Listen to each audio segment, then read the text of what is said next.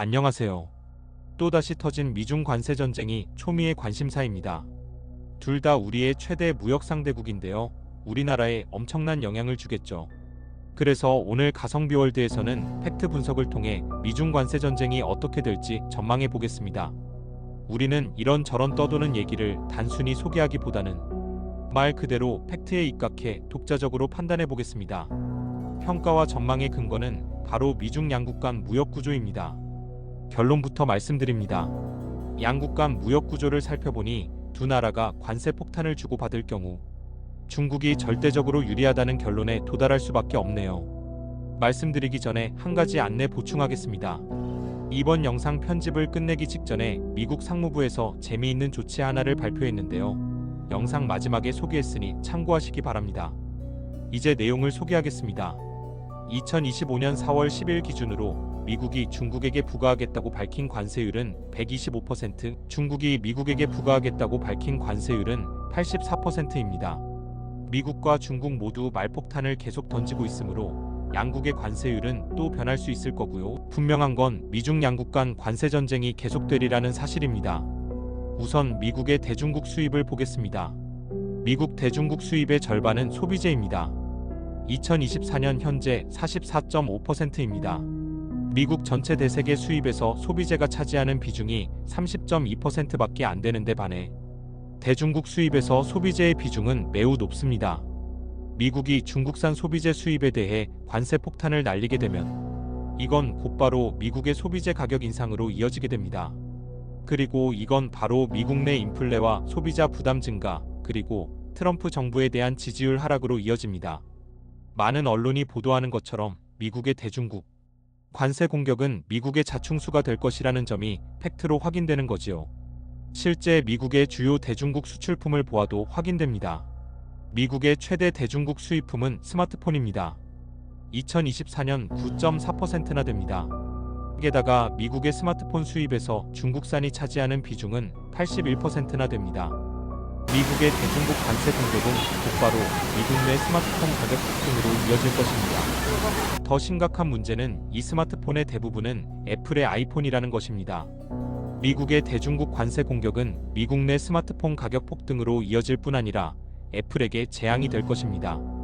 두 번째 수입 품목은 노트북이네요. 2024년 기준 미국 대중 수입의 7.4%나 차지하고 미국의 전체 노트북 수입에서 중국산 노트북의 비중은 66%나 됩니다. 델, 휴렛패커드 등 미국 노트북 업체의 제품이 거의 모두 중국에서 제조되어 미국으로 수입되고 있다는 뜻인 거죠. 미국의 대중국 관세 공격은 미국 내 노트북 가격 폭등은 물론 델, 휴렛패커드 등 업체에도 비극이 될 것입니다. 3위는 리튬이온 배터리인데요. 미국 대중 수입의 3.7%를 차지하면서 이 배터리의 중국 수입 의존도는 69%나 됩니다. 이 생활 필수품의 관세 인상 역시 중국 소비자에게 큰 충격을 줄 것입니다.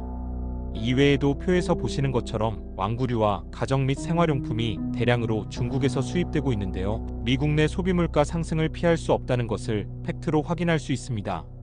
다음으로 미국의 대중국 수출 구조를 보겠습니다.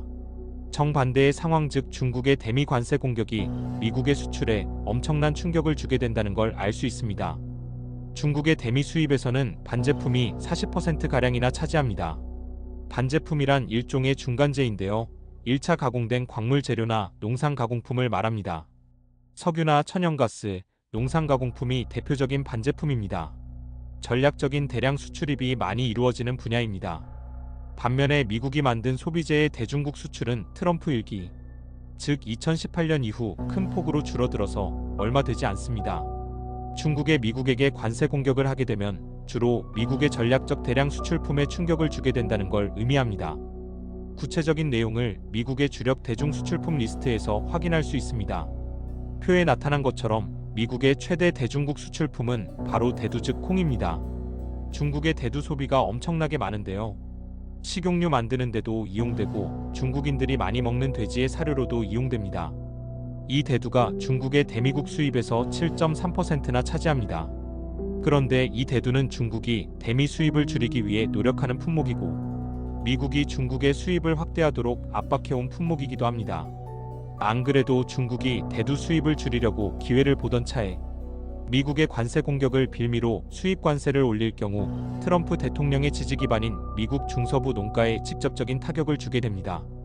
실제로 중국은 지난 수년간 대두 수입이 미국에 너무 집중돼 있다고 판단해서 브라질 등 여러 나라로 다변화해왔죠. 2024년 중국의 대두 수입에서 미국이 차지하는 비중은 22.8%밖에 안 됩니다.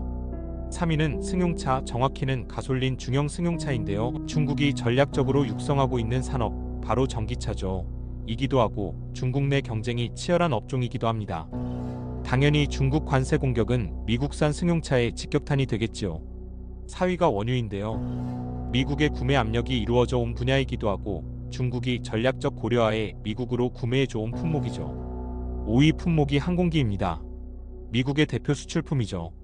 그런데 이후 에어버스와 경쟁이 치열하고요. 중국도 전략적으로 강력하게 육성해 오고 있는 분야입니다. 최근에는 중국산 중형 민간항공기가 중국 항공 노선에 투입하기도 했습니다. 미국의 관세 공격에 대응한 중국의 관세 반격의 최대 희생 분야 중 하나가 될 수 있습니다. 유기 수출품인 수수도 눈에 띄는데요. 이 수수는 중국에서 고량주용 주정의 원료로 이용됩니다. 우리나라 사람들도 많이 마시는 중국산 고량주의 원료가 미국산 수수라는 게 재미있는데요. 아무튼 수입량이 막대합니다. 중국이 관세 보복에 나설 경우 미국 농민에 큰 타격이 되겠지요. 이상 미국의 대중국 수출 품목의 특성을 요약해 보겠습니다. 미국의 주력 대중 수출품은 농산품, 석유 및 천연가스, 항공기, 자동차 등입니다. 중국이 미국의 요구에 따라 구입해줘온 분야이거나 중국의 전략적 육성 산업이거나 중국 내 경쟁이 치열한 분야입니다. 중국이 관세 보복에 나설 경우 미국의 주력 산업과 특히 농가에 큰 충격을 주게 될 것입니다. 글로벌 초강대국 미국의 수출 구조와 주력 수출품의 실상이 이렇구나 하고 놀라지 않을 수 없습니다. 이상이 미중 간 무역 구조와 주력 수출품을 분석한 내용입니다만 이걸로 얘기의 끝이 아닙니다. 미중 양국 간 관세 전쟁이 중국에 유리하다는 걸 뒷받침해주는 팩트는 더 있습니다. 두 가지만 소개하겠습니다. 하나는 중국의 대미 수출 의존도가 이미 많이 낮아져서 미국의 대중국 관세 공격이 중국에 수출해주는 충격이 과거보다 많이 줄어들었다는 겁니다.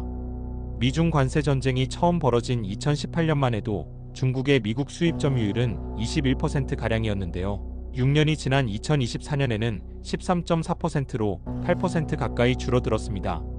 지난 6, 7년 동안 중국이 미국의 공격으로 많이 고생했다는 뜻이기도 한데요. 역설적으로 그 결과 지금은 중국의 수출에서 미국이 과거처럼 중요하지는 않게 되었습니다.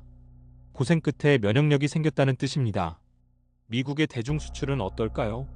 미국의 중국 수입 점유율은 과거 8, 9% 선이었는데 최근 수년간 6% 중반대를 유지하고 있습니다. 원래 미국의 수출이 별 볼일 없었다는 뜻이기도 한데요. 어쨌거나 미국의 대중국 수출이 별다른 하락세를 보이지는 않고 있습니다. 그런데 이 수치 밑에 숨겨진 내용을 주목해야 합니다. 바로 최근 수년간 중국이 미국에 지속되는 대중국 압박을 무마하느라 일부러 미국 제품을 수입해온 측면이 많다는 겁니다. 석유, 천연가스, 대두, 항공기 등이지요. 솔직하게 말하면 중국이 그동안 미국으로부터 상당수 제품을 사줘왔다는 거지요. 이런 판국에 중국이 미국에 대해 관세 보복에 나선다면 그 결과는 직접 보지 않아도 뻔하겠지요. 또 하나 주목할 점은 중국이 관세 외에도 미국을 상대로 쓸 수 있는 카드가 많다는 겁니다.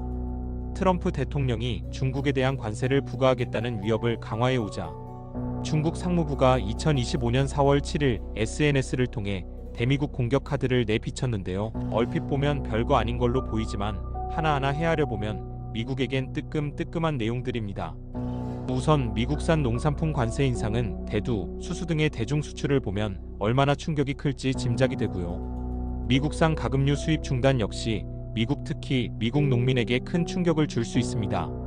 중국이 미국으로부터 닭 특히 닭발을 엄청나게 많이 수입하고 있거든요. 미국 사람들은 닭발 안 먹지만 중국 사람들 엄청 많이 먹습니다. 참고로 우리나라 사람들도 닭발 많이 먹는데요. 우리가 먹는 닭발의 상당 부분은 미국산입니다. 실제로 2010년 무렵 미국과 중국 간에 닭발 전쟁이라는 별명이 붙은 통상 분쟁이 벌어진 적이 있는데요. 당시 미국이 WTO 분쟁에서 패했었죠. 펜타닐을 둘러싼 미중 간 협력도 거부하겠다는 것도 그동안 트럼프 대통령이 펜타닐을 빌미로 중국을 공격해왔음을 감안하면 큰 충격이 될 수 있죠. 이외에 미국 서비스 분야 업체의 중국 내 활동 제한이나 중국에서 활동하는 미국 기업의 지재권 문제를 조사할 수 있다는 경고, 미국산 영화의 중국 수입 제한 등도 미국 기업의 해외 서비스업 진출이나 중국의 막대한 영화 시장 규모를 감안하면 미국에 치명적인 충격을 줄 수 있습니다. 오히려 상품 무역에 대한 관세 폭탄보다 훨씬 더 큰 충격을 줄 수 있습니다. 이상을 종합하면 미중 간 관세 전쟁이 격화될 경우 예상과 달리 미국이 오히려 더 큰 피해를 볼 가능성이 매우 큽니다. 따라서 미국이 중국에 대해 강경한 관세 공격을 지속하기는 어렵습니다. 미중 관세 전쟁이 앞으로도 계속되기는 하겠지만 지금과 같은 미국의 초강경 공세가 계속되기는 어려울 거라는 뜻이지요. 제일 중요한 건 우리나라에 미치는 영향과 우리의 대응입니다. 우리나라는 세계적인 개방형 무역 국가이고 중국과 미국은 우리의 1, 2위 무역 상대국입니다.